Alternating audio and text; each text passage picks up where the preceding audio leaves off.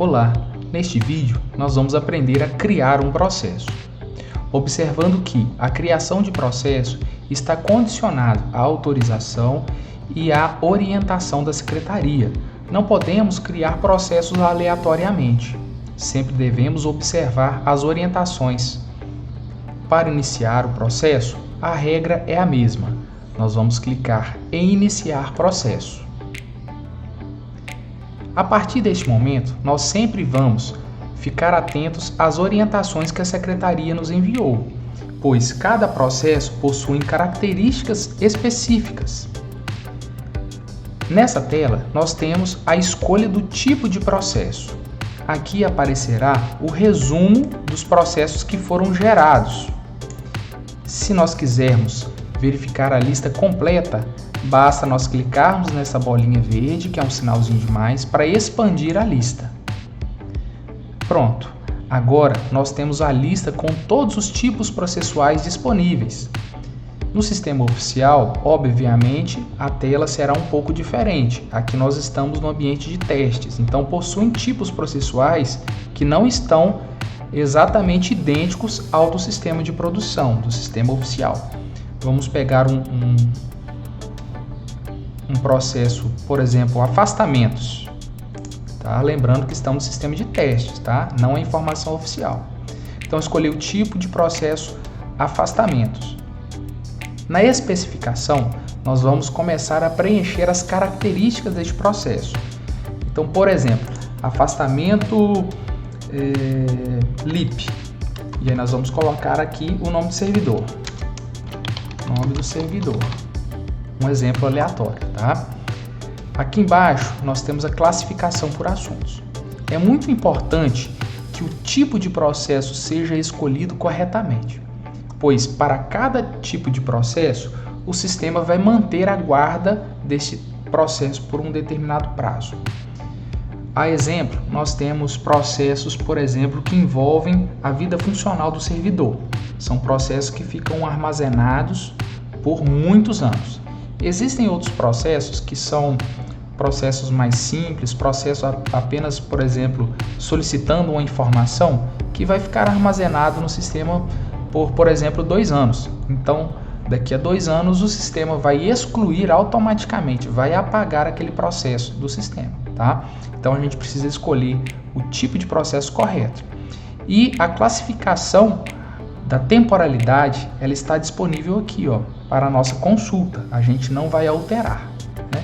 Para eu consultar por quanto tempo este processo vai ficar armazenado no sistema, basta eu dar 2 cliques na classificação que foi inserida.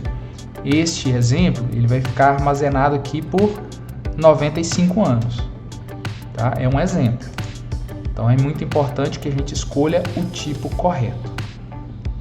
No campo de interessados, nós vamos nós vamos apresentar quais são os interessados neste determinado processo. Seja uma pessoa específica, seja uma unidade, seja um órgão, seja uma escola, por exemplo. Então, nós vamos incluir aqui os interessados deste processo. Nós podemos colocar, por exemplo, se for uma escola, nós podemos informar o código. A gente informa o código e aí ele vai buscar a escola. Se é uma pessoa específica, nós podemos colocar o CPF, nós podemos colocar o nome. Então, vou colocar aqui José, por exemplo. Vou escolher aqui só José. Pronto, ele é interessado. Tem uma escola que também é interessada nesse processo? Eu posso colocar a informação. Escola. Pronto, já coloquei. Existe uma outra pessoa? Eu posso inserir também. A quantidade de interessados não tem limite. Nós vamos poder colocar quantos e quais forem os interessados neste processo. Na observação, nós podemos colocar dados específicos deste processo. Tanto o campo de especificação quanto o campo de observações é passível de pesquisa. Então, mesmo que eu não tenha o número do processo, se eu realizar uma pesquisa através, por exemplo, da especificação ou das observações, futuramente eu conseguirei localizar esse determinado processo. Então, vamos colocar aqui, ó, solicitação de LIP do servidor fulano. Pronto. Aqui embaixo nós devemos informar o nível de acesso, seja público, seja restrito. Caso o processo seja público, não tem nenhuma restrição de acesso, de visualização, nós podemos marcar público. Caso tenham informações que possuem algum tipo de restrição de visualização por terceiros, nós vamos marcar restrito. Quando marcamos a opção restrito, obrigatoriamente nós temos que ter um embasamento legal. Qual que é a hipótese legal para a restrição destes dados, da publicidade desses dados? Vai abrir aqui embaixo uma lista. Quando a gente está no sistema de testes, é claro que aqui a lista vai estar incompleta, né? É o procedimento de teste. Lá no sistema oficial, nós temos a lista completa com as restrições permitidas. Então, suponhamos que neste pedido de LIP eu vou colocar dados sensíveis, como CPF, como um número de telefone, por exemplo.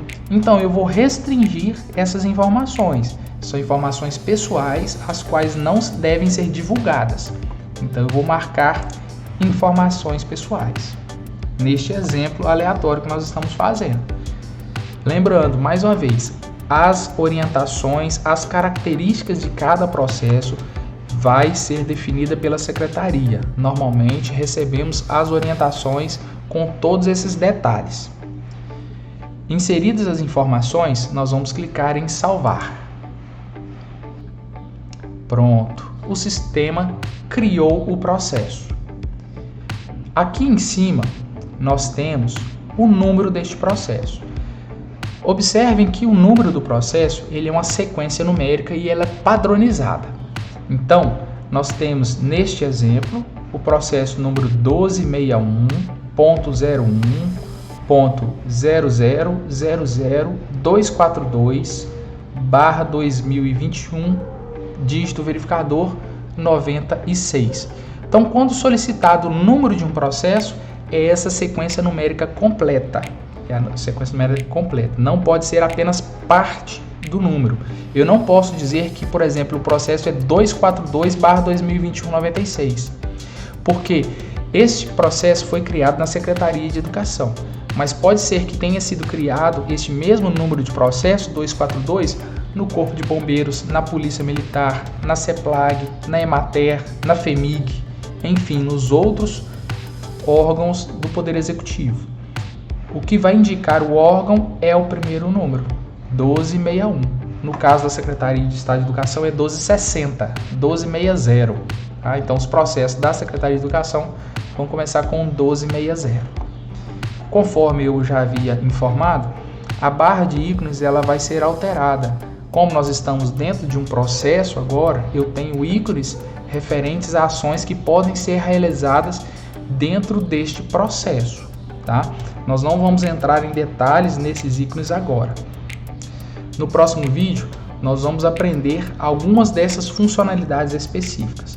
O importante é o sistema ele trabalha por padrão.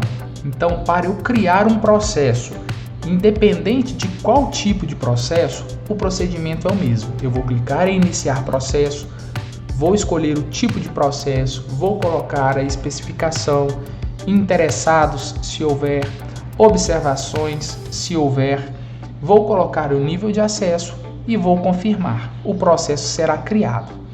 Este processo ele vai estar disponível na minha tela inicial. Eu vou retornar aqui na tela inicial através do botão de controle de processo e está aqui, ó, o processo gerado. Quando eu passo o mouse por cima, vai aparecer o tipo de processo, que é a primeira informação, afastamentos, e logo embaixo vai aparecer a descrição.